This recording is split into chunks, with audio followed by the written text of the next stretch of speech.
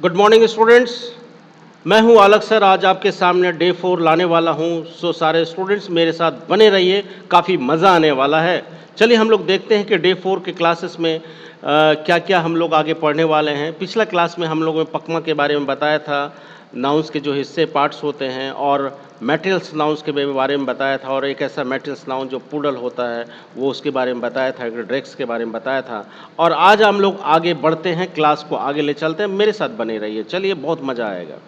यहाँ पे देखो स्क्रीन पे स्टूडेंट्स, मैटेरियल नाउन और अब्स्ट्रैक्ट नाउन के पहले आर्टिकल्स का प्रयोग नहीं किया जाता है। यानी कि मैटेरियल नाउन आप जानते हो कि मैटेरियल नाउन्स जो कि अनकाउंटेबल्स कहते हैं, और अब्स्ट्रैक्ट नाउन को भी अनकाउंटेबल्स कह सकते हैं। एक साधारण सा भाषा में बोले, अनकाउंटेबल नाउन्स के पहले आर्टिकल्स का प्रयोग नहीं होगा। क्लियर? आपको मैटेरियल्स नाउन में बताए थे कि वाटर होता है, कॉपर होता है, आयरन होता है, गोल्ड होता है। मैटेरियल नाउन्स के बारे में बताए थे जिसे नापा नहीं जा सकता, उसे तौला, जिसे गिन नहीं सकते लेकिन उसे मापा जा सकता है, तौला जा सकता है, जैसे iron, gold, copper. Abstract noun के बारे में बताया कि जिससे हम लोग फीलिंग्स महसूस होता है और उसे हम लोग गिन नहीं सकते, वो आप जैसे लव है, ऑनेस्टी है, ये सारा अब्स्ट्रैक्ट नाउन होता है। इन सब के पहले मैटेरियल नाउन और अब्स्ट्रैक्ट नाउन के पहले आर्टिकल्स का प्रयोग नहीं किया जाएगा। जैसे कि लव इज़ द लाइफ। यहाँ पे स्टूडेंट देख सकते हैं कि the love is the life में यहाँ पे अब्स्ट्रैक्ट नाउन क्या है? लव आपका अब्स्ट्रैक्ट नाउन है और लाइफ भी आपका अब्स्ट्रैक्ट नाउन है। तो लव के पहले क्या अब्स्ट्रैक्ट नाउन लगेगा? बताएं। नहीं लगेगा। लव के पहले भी अब्स्ट्रैक्ट नाउन के पहले द नहीं लगेगा, और लाइफ के पहले भी आर्टिकल्स का प्रयोग नहीं करेंगे। तो क्या आंसर हो जाएगा, आप बताएं? Love is life, correct. अब नेक्स्ट क्वेश्चन चलते हैं। The honesty is the best policy. ईमानदारी सबसे अच्छी नीति है। यहाँ पे देखना है कि honesty is the best policy, ईमानदारी सबसे अच्छी नीति है। यहाँ पे अब्स्ट्रैक्ट नाउन आपका क्या है स्टूडेंट्स?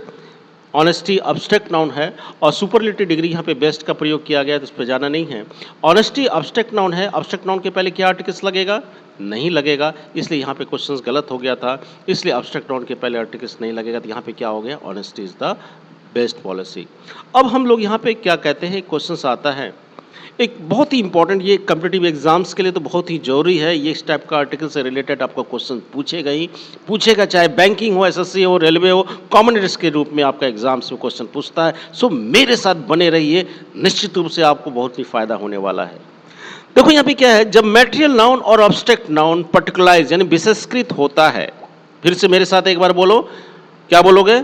जब मैटेरियल नाउन और अब्स्ट्रैक्ट नाउन, गुड, पर्टिकुलराइज होता है, विशेषकृत होता है, तो उसके पहले डेफिनेट आर्टिकल्स द का प्रयोग किया जाता है।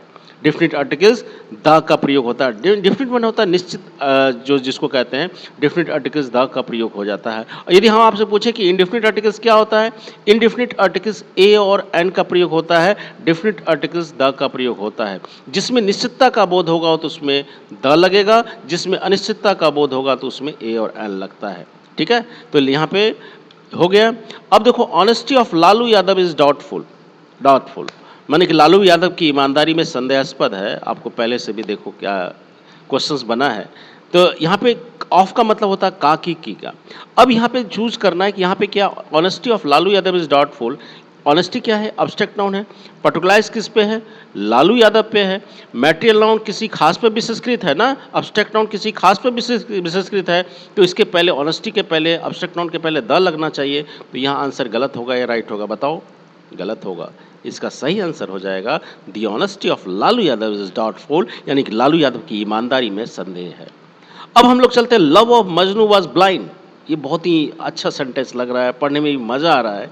Love of Majnu was blind, Majnu का प्यार अंधा था। बात भी सही है कि मजनू का प्यार अंधा था। तो यहाँ पे अब्स्ट्रैक्ट नाउन क्या है? यहाँ पे लव अब्स्ट्रैक्ट नाउन है। किस पे पर्टिकुलराइज हुआ है? मजनू पे पर्टिकुलराइज हुआ है, और इसलिए इसके पहले, लव के पहले, अब्स्ट्रैक्ट नाउन के पहले द लगेगा। ये गलत हो गया, तो सही आंसर क्या हो जाएगा? The love of Majnu was blind. अब all subjects are abstract noun. जितना भी सब्जेक्ट्स है सारे सब्जेक्ट्स अब्स्ट्रैक्ट नाउन होते हैं। जैसे आई रीड द फिजिक्स, मैं फिजिक्स पढ़ता हूँ, तो ये बोलेंगे, तो यहाँ फिजिक्स को हम अब्स्ट्रैक्ट नाउन बताए, ये अब्स्ट्रैक्ट नाउन है, तो इसके पहले आर्टिकल्स लगेगा? नहीं लगेगा। तो यहाँ पे क्या हो जाएगा?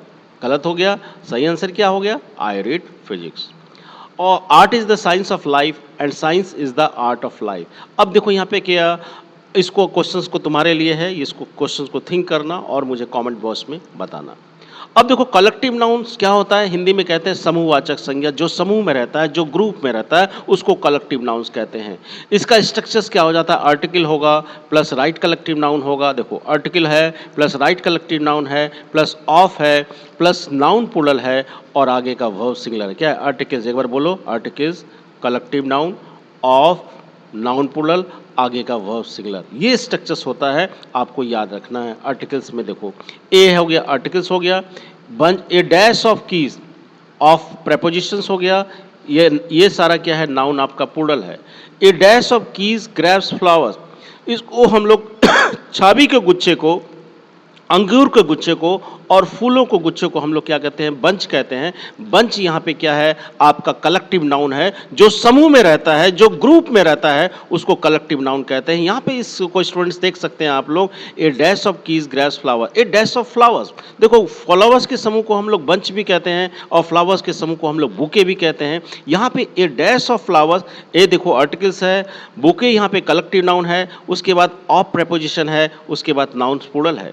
जैसे a dash of girls, ladies, womens, लड़कियों के समुदाय को, महिलाओं के समुदाय को हम लोग क्या कहते हैं, याद रहना स्टूडेंट्स, आप लोग जानना चाहिए। जो लड़कियों के समुदाय को, लेडीज़ के समुदाय को और वुमेन्स के समुदाय को हम लोग बेबी कहते हैं। इसलिए बोला जाता है a baby of girls, a baby of ladies, a baby of womens. A dash of cattle, cattle मैंने होता मवेशी। कैटल जो एक ऐसा नाउन है, इसमें एस, बिना एस लगाए हुए ये प्लूरल होता है। ऐसा भी नाउन होता है जिसमें एस नहीं भी लगा रहता है तो वो प्लूरल होता है। कैटल जो होता है वो ऑलवेज प्लूरल होता है। इसको कैटल के समूह को हम लोग हर्ड भी कहते हैं या ड्रोव भी कहते हैं। मछलियों के समुदाय जो होते हैं, वो मछलियाँ जो झुंड में रहती है, उसको हम लोग सोल भी कहते हैं। अब नेक्स्ट देखो स्लाइड्स में है, ए डैश ऑफ ट्रीज, पेड़ों का जो समूह है, पेड़ जो एक साथ रहते हैं, जो समूह में रहते हैं, उसको क्लस्टर कहते हैं। A dash of series, a dash of mountains, देखो माउंटेन्स के समूह को हम लोग क्या कहते हैं, देखो यहाँ पे मैं पहाड़ बना रहा हूँ, ये देखो ये पहाड़ है ना, देखो एक के बाद एक पहाड़ है, ये नज़र आ रहा है आपको, यहाँ पे नज़र आना चाहिए, ठीक है। ये आपको चैन की तरह लगता है, 1 2 3 4, इस सीरीज में आ गया। इसको हम लोग चैन भी बोल सकते हो, इसको सीरीज भी बोल सकते हो, इसको रेंज भी बोल सकते हो। माउंटेन्स के समूह को चैन भी कहते हैं, सीरीज भी कहते हैं और रेंज भी कहा जाता है। अब यहाँ पे नेक्स्ट क्या है, ए डैश ऑफ स्टार्स या गुडमैन, जो स्टार्स होते हैं, जो सितारे होते हैं, जो गुडमैन जो अच्छे लोग होते हैं, मैन का प्लूरल मीन हो गया, अच्छे लोगों के समूह को और सितारे के समूह को गैलेक्सी कहा जाता है। इसलिए जब भी हम लोग कई बड़े लोग संबोधित करते हैं, कई प्रेजेंटेशन देना होता है, तो बोलते हैं ए Galaxy of intellectuals, A Galaxy of intellectuals, बौद्धिक लोगों को जो है पे गैलेक्सी ऑफ इंटेलेक्चुअल्स भी बोलते हैं। अच्छे लोगों के समूह को हम लोग गैलेक्सी भी कह सकते हैं। ए गैलेक्सी ऑफ स्टार्स या गुडमैन, सितारों के समूह को और अच्छे लोगों के समूह को हम लोग गैलेक्सी कहते हैं। A dash of anti social elements, anti social elements में होता है असामाजिक तत्व, असामाजिक तत्वों के समूह को हम लोग क्या कहते हैं, गैंग कहते हैं। और ए डैश ऑफ लेवर्स या वर्कर्स, जो वर्कर्स होते हैं या लेवर्स होते हैं, उसके समूह को हम लोग भी गैंग कहते हैं। और लोगों की जो भीड़ होती है उसको हम लोग क्राउड भी कहते हैं और मल्टीट्यूड भी कहते हैं। और जो दंगा फसाद करते हैं उसके समूह को हम लोग क्या कहते हैं, मॉब कहते हैं। आगे हम लोग स्लाइड्स में देखते हैं, ए डैश ऑफ प्लेयर्स, खिलाड़ी, एक टीम में जो खेल होती है, क्रिकेट का टीम में कई सारे खिलाड़ी होते हैं, जो समूह में हैं, खिलाड़ी जो गण हैं, जो प्लेयर्स होते हैं, वो एक साथ रहे, चाहे फुटबॉल प्लेयर्स हो या टीम में फुटबॉल हो या क्रिकेट हो, सब जो समूह में रहता है खिलाड़ी, उसको हम लोग टीम कहते हैं। इसलिए बोला जाता है ए टीम ऑफ प्लेयर्स।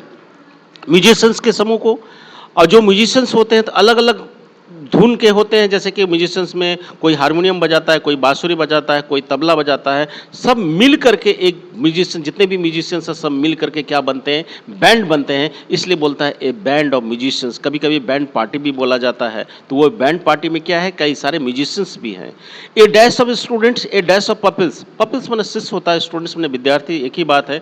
विद्यार्थियों के समूह को, पपिल्स के समूह को हम लोग बैच कहते हैं। और नाविकों के समूह को, सेलर्स जो होते हैं, नाविक होते हैं। और पायलट के समूह को हम लोग क्या कहते हैं, क्रू कहते हैं। A dash of travellers, merchants, pilgrims, travellers बना होता है यात्री, मर्चेंट्स माना होता है कि व्यापारी, और पिलग्रिम्स माना होता है तीर्थयात्री। क्या होता है students? A dash of travellers, merchants, pilgrims, यानी यात्रियों के समुदाय को, व्यापारियों के समुदाय को और तीर्थयात्रियों के समुदाय को हम लोग कैरावंस कहते हैं। क्या याद रहेगा ना आपको? कैरावंस कहते हैं।